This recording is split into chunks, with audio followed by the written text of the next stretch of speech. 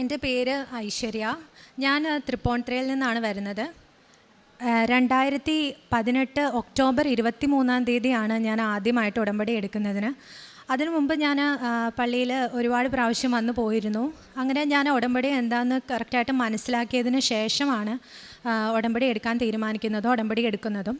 അപ്പോൾ ഞാൻ ഉടമ്പടി ആദ്യമായിട്ട് എടുത്തപ്പോൾ ഞാൻ ഡിഗ്രിക്ക് പഠിക്കുകയായിരുന്നു. അപ്പോൾ എൻ്റെ ഏറ്റവും വലിയൊരു നിയോഗം ഞാൻ അതിനകത്ത് വെച്ചതെന്ന് പറഞ്ഞാൽ, എനിക്ക് മാസ്റ്റേഴ്സ് സാധാരണ ഒരു ഡിഗ്രി എടുക്കാനായിട്ട് താല്പര്യം ഉണ്ടായിരുന്നില്ല. എനിക്ക് ഏതെങ്കിലും ഒരു സ്പെഷ്യലൈസേഷനായിട്ട് ഏതെങ്കിലും ഒരു സബ്ജക്റ്റ് എടുക്കുവാനായിരുന്നു ഒരു താല്പര്യം. അപ്പോൾ എനിക്ക് മാസ്റ്റേഴ്സ് ക്ലിനിക്കൽ വൈറോളജിക്ക് വേണം എന്നായിരുന്നു ഞാൻ ഉടമ്പടിയിൽ ഒരു പ്രധാനപ്പെട്ട നിയോഗം ഞാൻ വെച്ചത്. അങ്ങനെ ഞാൻ ഉടമ്പടിയിലായിരിക്കുന്ന സമയത്ത് പള്ളിയിൽ വരികയും ഒരു തവണ എനിക്ക് അച്ഛനെ കാണുവാനുള്ള അനുഗ്രഹം ലഭിച്ചു. അപ്പോൾ അച്ഛനെ കണ്ടപ്പോഴത്തേക്കും ഞാൻ പറഞ്ഞു, എനിക്കിങ്ങനെ പഠിക്കാൻ ആഗ്രഹമുണ്ടെന്ന് പറഞ്ഞപ്പോൾ അച്ഛൻ പറഞ്ഞു, നീ ആഗ്രഹിച്ചത് നിനക്ക് പഠിക്കുവാനായിട്ട് സാധിക്കും, നീ സാക്ഷ്യം പറഞ്ഞാൽ മതിയെന്ന് പറഞ്ഞു. അപ്പോൾ അങ്ങനെ 2020 എനിക്ക് മാസ്റ്റേഴ്സ് ഇൻ ക്ലിനിക്കൽ വൈറോളജിക്ക് അഡ്മിഷൻ ലഭിച്ചു. വളരെ കുറവ് സീറ്റ് മാത്രമുള്ള ഒരു കോഴ്സിനാണ് എനിക്കതിലൊരു സീറ്റ് നൽകി മാതാവ് എന്നെ അനുഗ്രഹിച്ചത്. അങ്ങനെ 2018 മുതൽ ഇന്ന് വരെ ഞങ്ങൾ ഉടമ്പടിയിൽ തന്നെ ആയിരുന്നു. അപ്പോൾ 2018 ഞാൻ ഈ ഒരു ഉടമ്പടി എടുത്ത ശേഷം അത് അമ്മയുടെ പേരിലേക്ക് മാറ്റി. കാരണം ഞാനിങ്ങനെ ഈ പഠിത്തത്തിൻ്റെ കാര്യത്തിലേക്ക് കുറച്ചും കൂടി ഇതായതുകൊണ്ട് എനിക്ക് കറക്റ്റായിട്ട് ഉടമ്പടി പാലിക്കാൻ പറ്റാത്തൊരവസ്ഥ വന്നപ്പോൾ ഇവിടെ പുതുക്കാൻ വേണ്ടി കൗൺസിലിങ്ങിന് വന്നപ്പോഴത്തേക്കും അവർ പറഞ്ഞു അത് അമ്മയുടെ പേരിലേക്ക് നമുക്ക് മാറ്റാം എന്ന് പറഞ്ഞു. അപ്പോൾ അങ്ങനെ അമ്മയാണ് പിന്നെ ബാക്കി കാര്യങ്ങളൊക്കെ ചെയ്തത്. എന്നാലും ഞാൻ കറക്റ്റായിട്ട് പ്രാർത്ഥിക്കുമായിരുന്നു. പിന്നെ അമ്മ എല്ലാ മാസത്തെയും പത്രം എനിക്ക് അയച്ചു തരുമായിരുന്നു. അങ്ങനെ ഞാൻ ഈ ഇംഗ്ലീഷും കന്നഡവും പത്രമൊക്കെ കൊണ്ട് ഈ ഉള്ളിലേക്കുള്ള പള്ളികളിലൊക്കെ കൊണ്ടുപോയി എല്ലാ ഞായറാഴ്ചയും കഴിയുന്ന പോലെ വിതരണം ചെയ്യുമായിരുന്നു. അങ്ങനെ ഞാൻ മാസ്റ്റേഴ്സ് പഠിച്ചുകൊണ്ടിരിക്കുമ്പോഴാണ് എനിക്ക് റിസർച്ചിനോടുള്ള ഒരു താല്പര്യം വന്നത്. അപ്പോൾ എനിക്ക് റിസർച്ച് ചെയ്യുവാനായിട്ട് എനിക്ക് വൈറോളജിയിൽ തന്നെ റിസർച്ച് ചെയ്യണം എന്നുള്ളൊരു ആഗ്രഹത്തോടു കൂടി ഞാൻ എൻട്രൻസ് എക്സാമൊക്കെ എഴുതി. അങ്ങനെ ഓരോ എക്സാമിനും കാര്യങ്ങൾക്കും ഞാൻ ഇതുപോലെ തന്നെ ഉടമ്പടി കാശുരൂപവും അതുപോലെ തൈരും എല്ലാം തേച്ച് പ്രാർത്ഥിച്ച്, ഇപ്പം അമ്മ പുതുക്കുവാണെങ്കിലും ഈ നിയോഗം, പ്രത്യേക നിയോഗം, എനിക്ക് PhDക്ക് അഡ്മിഷൻ കിട്ടണേ എന്നുള്ള നിയോഗം വെച്ച് പ്രാർത്ഥിച്ചിരുന്നു. അങ്ങനെ എനിക്ക് എൻട്രൻസ് എക്സാം എഴുതി ഞാൻ പഠിച്ച യൂണിവേഴ്സിറ്റിയിൽ തന്നെ എനിക്ക് PhDക്കുള്ള അഡ്മിഷൻ കിട്ടി. അപ്പോൾ ആ സബ്ജക്റ്റ് ഞാൻ ചെയ്തുകൊണ്ടിരുന്ന എനിക്ക് അവൈലബിൾ ആയിട്ടുള്ള ഒരു പ്രോജക്റ്റ് എന്ന് പറഞ്ഞു കഴിഞ്ഞാൽ അത് ഫുള്ള് വൈറോളജി അല്ലായിരുന്നു. അതിനകത്ത് 1-2 പേപ്പർ മാത്രമായിട്ട് വൈറോളജിയും ബാക്കിയൊക്കെ ഇൻ്റർ ഡിസിപ്ലിനറി കുറച്ച് സബ്ജക്റ്റൊക്കെ കൂടിയായിരുന്നു വന്നിരുന്നത്. അപ്പോൾ എനിക്ക് പൂർണ്ണമായിട്ടും വൈറോളജിയിൽ ഒരു പ്രോജക്റ്റ് ചെയ്യണം, അതായിരുന്നു എൻ്റെ ഏറ്റവും വലിയ ആഗ്രഹം. അപ്പോൾ അങ്ങനെ 1 വർഷത്തോളം ഞാൻ അവിടെ തുടർന്നു. അപ്പോൾ ഈ PhD കിട്ടിയ ഉടനെ, അഡ്മിഷൻ കിട്ടിയ ഉടനെ തന്നെ ഞാൻ ഇവിടെ വന്ന് എൻ്റെ പേരിൽ ഉടമ്പടി എടുത്ത് ഒരു നിയോഗം വെച്ചു. എനിക്കൊരു പ്രോജക്റ്റ്, എനിക്ക് വൈറോളജിയിൽ തന്നെ കംപ്ലീറ്റ് ചെയ്യാൻ പറ്റുന്ന ഒരു പ്രോജക്റ്റ് എനിക്ക് ലഭിക്കണമെന്ന് ഞാനൊരു നിയോഗം വെച്ചു. ബാക്കി ഒത്തിരി നിയോഗങ്ങൾ എൻ്റെ കസിൻസ് ചേച്ചിമാർക്കൊക്കെ വേണ്ടിയാണ് വെച്ചത്. ഈ ഒരു നിയോഗം മാത്രമാണ് ഞാൻ എനിക്ക് വേണ്ടി അതിനകത്ത് വെച്ചിരുന്നത്. അങ്ങനെ ഞാൻ 1 വർഷത്തോളം എനിക്ക് കിട്ടിയ പ്രോജക്റ്റിൽ ഞാൻ കണ്ടിന്യൂ ചെയ്ത് വരുമ്പോഴാണ് എനിക്കിതുപോലെ അപ്പം ഞാൻ ഇവിടെ വെച്ചപ്പം, നിയോഗം വെച്ചപ്പം എനിക്ക് ഞാൻ എവിടെ ചെയ്യണം, എങ്ങനെ ചെയ്യണം, അങ്ങനെയൊന്നും പറഞ്ഞിരുന്നില്ല. ഞാൻ ജസ്റ്റ് എനിക്ക് കംപ്ലീറ്റ് വൈറോളജി ചെയ്യാൻ പറ്റണം എന്നുള്ള ഒരൊറ്റ കാര്യം മാത്രമേ ഞാൻ പറഞ്ഞിരുന്നുള്ളൂ. പക്ഷേ 1 വർഷം കംപ്ലീറ്റ് ആയപ്പോൾ, 1 വർഷത്തോളം ഞാൻ ഈ നിലവിൽ PhD ചെയ്യുന്നത് സ്ഥലത്ത് നിന്ന് എനിക്ക് ഒത്തിരി ബുദ്ധിമുട്ടുകളും കാര്യങ്ങളൊക്കെ ഉണ്ടായി. പക്ഷേ ഞാൻ അവിടെ തന്നെ തുടർന്നു. അങ്ങനെ 1 വർഷം ആയപ്പോഴത്തേക്കും എനിക്ക് ഒരു ഓഫർ വരികയാണ്. ഞാൻ നിന്നിരുന്ന ഡിപ്പാർട്ട്മെൻറ്റിൽ നിന്ന് തന്നെ എനിക്കിങ്ങനെ ഒരു PhDയുടെ ഓഫർ വന്നു. USA ഇതുപോലെ തന്നെ ഞാൻ ആഗ്രഹിക്കുന്ന ഒരു സബ്ജക്റ്റിൽ PhD എടുക്കാനുള്ള ഒരു ഓഫർ. അപ്പം സാധാരണഗതിയിൽ നമ്മൾ നിൽക്കുന്ന ഡിപ്പാർട്ട്മെൻറ്റിൽ നിന്ന് അങ്ങനെ പോകാനായിട്ട് നമ്മളുടെ ഗൈഡ് അങ്ങനെ വലിയ സപ്പോർട്ടൊന്നും തരില്ല. പക്ഷേ എൻ്റെ കേസിൽ ആ സാർ ഇങ്ങോട്ട് പറഞ്ഞു, ഇത്രയും വലിയൊരു ഓപ്പർച്യൂണിറ്റിയാണ്, ഫുള്ളി ഫണ്ടഡ്, ഫീ വേവറൊക്കെ ആയിട്ട് വരുന്ന ഒരു അവസരം, നീ കളയണ്ട, നീ അപ്ലൈ ചെയ്തോ, ഞാൻ ഫുള്ള് നിനക്ക് വേണ്ടി സപ്പോർട്ട് ചെയ്തോളാം എന്നങ്ങനെ ഗൈഡ് ഇങ്ങോട്ട് പറയുകയാണ് ചെയ്തത്. അങ്ങനെ ഞാൻ അവിടുന്ന് ഇറങ്ങുന്ന വരെയുള്ള കാര്യങ്ങൾക്ക് പുള്ളി എനിക്ക് പൂർണ്ണമായിട്ടുള്ള സപ്പോർട്ടും കാര്യങ്ങളെല്ലാം തന്നു. അങ്ങനെ ഞാൻ അതിന് അപ്ലൈ ചെയ്യാനായിട്ട് തീരുമാനിച്ചു. ഞാൻ അപ്ലൈ ചെയ്ത് തുടങ്ങിയപ്പോൾ മുതൽ എനിക്ക് ഒത്തിരി തടസ്സങ്ങളും കാര്യങ്ങളും എല്ലാം ഉണ്ടായിരുന്നു ഓരോ പ്രോസസ്സിലും. അപ്പോഴൊക്കെ ഞാൻ ഈ അമ്മ മാതാവിനെയും തിരുക്കുമാരനെയും മുറുകെ പിടിച്ചുകൊണ്ട് ഓരോ ചുവടിലും ഞാൻ മുന്നോട്ട് പോയി. എൻ്റെ തടസ്സങ്ങളെല്ലാം അവർ നീക്കി തന്നു. വളരെ ഭംഗിയായിട്ട് എനിക്ക് ആപ്ലിക്കേഷൻ പ്രോസസ്സ് കംപ്ലീറ്റ് ചെയ്യാൻ പറ്റി. അങ്ങനെ എനിക്ക് ഈ 22-ാം തീയതി എൻ്റെ വിസ ഇൻ്റർവ്യൂ ആയിരുന്നു. നവംബർ 22 എൻ്റെ വിസ ഇൻ്റർവ്യൂ എല്ലാം കഴിഞ്ഞു.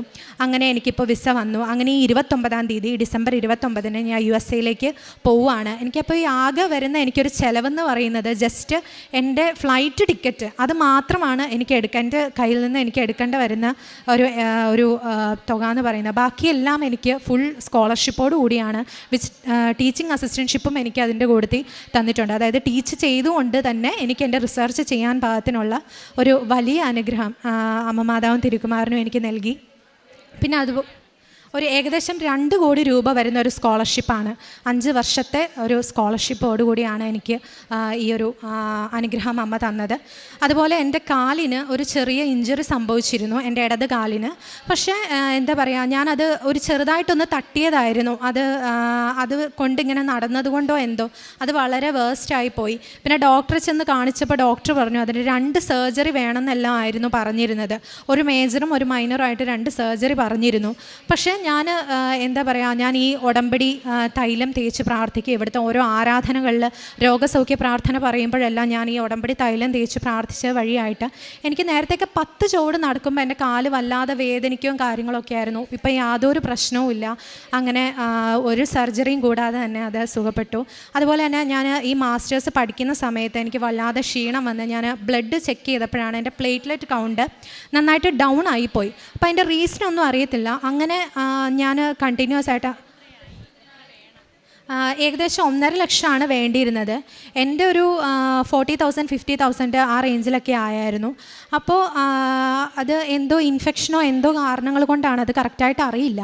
അപ്പോൾ ഞാൻ ഇതുപോലെ തന്നെ ഉടമ്പടിയിൽ വെച്ചു. പിന്നെ ഈ ഉപ്പും തൈലവും ഇതുപോലെയൊക്കെ ഉപയോഗിച്ച് ഉടമ്പടി വസ്തുക്കൾ ഉപയോഗിച്ച് പ്രാർത്ഥിച്ച് അത് ഇപ്പോൾ ഒരു 2 ലക്ഷത്തോളമായിട്ട് അത് കോൺസ്റ്റൻ്റ് ആയിട്ട് ഇപ്പോൾ ഒരു 1-2 വർഷമായിട്ട് അതങ്ങനെ തന്നെ ഒരു ശകലം പോലും കുറയാതെ അങ്ങനെ തന്നെ അത് മെയിൻറ്റെയിൻ ചെയ്തു. ഇത്രയും വലിയ അനുഗ്രഹങ്ങൾ എനിക്ക് ഇതുകൂടാതെ ചെറുതും വലുതുമായിട്ട് ഒത്തിരി അനുഗ്രഹങ്ങൾ എനിക്ക് ഈ 2018 മുതൽ അമ്മ മാതാവും തിരുക്കുമാരനും നൽകിയിട്ടുണ്ട്. ഞാനൊരു ഹിന്ദുവാണ്. അപ്പോൾ ഞാൻ ചെറുപ്പം മുതലേ ഈ പള്ളി സ്കൂളിലൊക്കെയാണ് പഠിച്ചത്.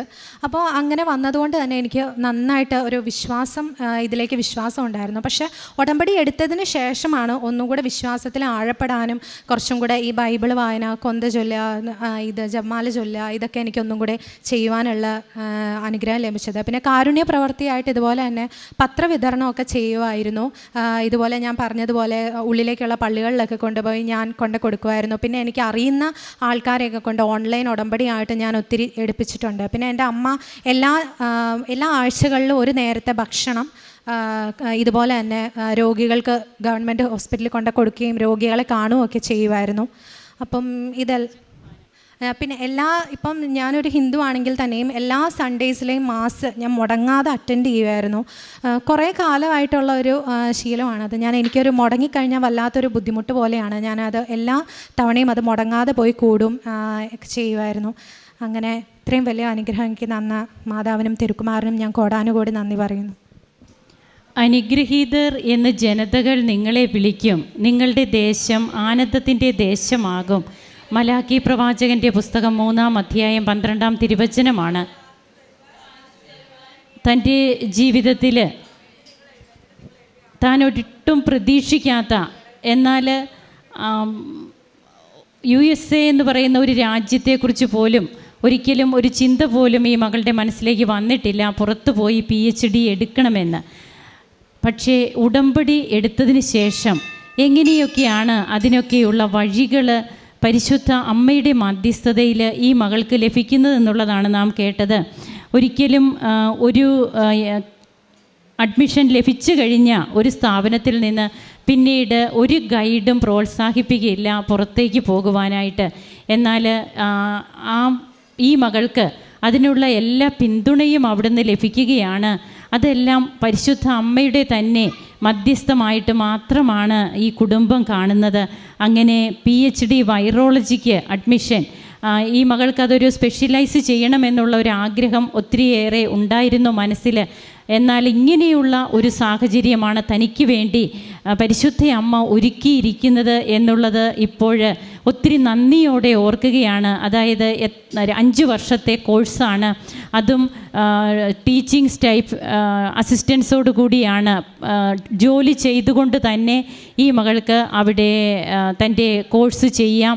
2 കോടിയോളം രൂപയുടെ ഒരു ഫണ്ട് തന്നെയാണ് ഈ മകൾക്ക് ഈ 5 വർഷത്തേന് വേണ്ടിയിട്ട് സ്കോളർഷിപ്പായിട്ട് ലഭിക്കുന്നതെന്നാണ് നാം കേട്ടത്. തൻ്റെ ജീവിതത്തിൽ ആത്മീയ ജീവിതം ഒത്തിരിയേറെ വിലയുള്ളതായിട്ട് അക്രൈസ്തവയായ ഈ മകൾ പ്രത്യേകിച്ച് കാണുകയാണ്. ഞായറാഴ്ചയൊക്കെ ദിവ്യബലി മുടങ്ങാതിരിക്കാനായിട്ട് മാക്സിമം പരിശ്രമിക്കുന്നു, ജപമാല പ്രാർത്ഥിക്കുന്നു. അതുപോലെ എല്ലാ ആഴ്ചയിലും തൻ്റെ അമ്മ ഉപവസിക്കുകയും അതുപോലെ കാരുണ്യ പ്രവൃത്തികളായിട്ട് മറ്റുള്ളവർക്ക് ഭക്ഷണം കൊടുക്കുവാനും ഒക്കെയുള്ള ഒരു തീഷ്ണത. പരിശുദ്ധ അമ്മ തൻ്റെ ജീവിതത്തിൽ ഈ തിടുക്കത്തോടെ ഈശോയെ സ്നേഹിച്ച വ്യക്തിയാണ്. ഈ ഒരു തിടുക്കവും തീഷ്ണതയുമാണ് ഉടമ്പടി എടുത്തു കഴിയുമ്പോൾ അല്ലെങ്കിൽ ഉടമ്പടി എടുക്കുന്ന ഓരോ മക്കളുടെയും ജീവിതത്തിൽ നിന്ന് ദൈവം പ്രതീക്ഷിക്കുന്നത്. നാം എന്തെങ്കിലും ആകട്ടെ എന്നുള്ള രീതിയിൽ നാം ഒരു തണുത്ത മട്ടിൽ പോകുമ്പോൾ നമുക്ക് എന്തുമാത്രം ഉടമ്പടിയിൽ നിന്ന് ഫലങ്ങൾ കൊയ്യാൻ സാധിക്കും. നാം തീഷ്ണതയുള്ളവരായിട്ട് തിടുക്കത്തോടെ കാര്യങ്ങൾ ചെയ്യുമ്പോഴാണ് നമ്മുടെ കാര്യത്തിലും ദൈവവും തിടുക്കത്തിൽ കാര്യങ്ങൾ നടത്തുക.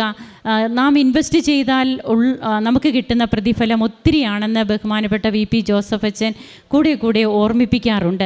അപ്പോൾ ഉടമ്പടി എടുത്ത് പോകാം എന്ന് കരുതി മാത്രം നാം ഈ ആലയത്തിലേക്ക് വന്നാൽ നാം ഉടമ്പടി എടുത്തു പോകുന്നവർ മാത്രമാകും. നമ്മുടെ ജീവിതത്തിൽ സാക്ഷ്യം പറയാനാണ് നാം ശ്രദ്ധിക്കേണ്ടത്. ഞാൻ ഉടമ്പടി എടുക്കാൻ വരുന്ന അന്ന് തന്നെ ഞാൻ സാക്ഷ്യം പറയും എന്നുള്ള ഒരു മനോഭാവമാണ് നാം നമ്മിൽ വളർത്തേണ്ടത്. അങ്ങനെ ദൈവത്തെ കൂട്ടുപിടിച്ചുള്ള ഈ മകളുടെ ഈ കുടുംബത്തിൻ്റെ തന്നെ ജീവിതം 2018 മുതൽ അവരിവിടെ കണ്ടിന്യൂസ് ആയിട്ട് വരുന്നു. ഉടമ്പടി ജീവിതം അവർക്കിന്ന് ഒരു തപസ്യയാണ്, ദൈവത്തോടൊത്തുള്ള ഒരു ജീവിതമായി മാറിയിരിക്കുകയാണ്. അതുകൊണ്ടാണ് ഒത്തിരിയേറെ കൃപകൾ ലഭിച്ച് ഇന്ന് ഇവിടെ വന്നു നിന്ന് സാക്ഷ്യം പറയുവാനും ഈ മക്കൾക്ക് സാധിക്കുന്നത്. നമുക്ക് കരങ്ങളടിച്ച് ഈശോയ്ക്കും അമ്മയ്ക്കും നന്ദി പറയാം, ദൈവത്തെ മഹത്വപ്പെടുത്താം. യേശുവേ നന്ദി, യേശുവേ സ്തുതി, യേശുവേ ആരാധന. അത്യപൂർവ ദൈവാനുഭവങ്ങൾ ഇനി നിങ്ങൾക്കും സ്വന്തം. ഈ യൂട്യൂബ് ചാനൽ ഇതുവരെ സബ്സ്ക്രൈബ് ചെയ്തിട്ടില്ലെങ്കിൽ ഇപ്പോൾ തന്നെ സബ്സ്ക്രൈബ് ചെയ്യുക. ഈ വീഡിയോ ഇപ്പോൾ തന്നെ നിങ്ങളുടെ സുഹൃത്തുക്കൾക്ക് ഷെയർ ചെയ്തുകൊണ്ട് കർത്താവിൻ്റെ പ്രേക്ഷിതരാകുക.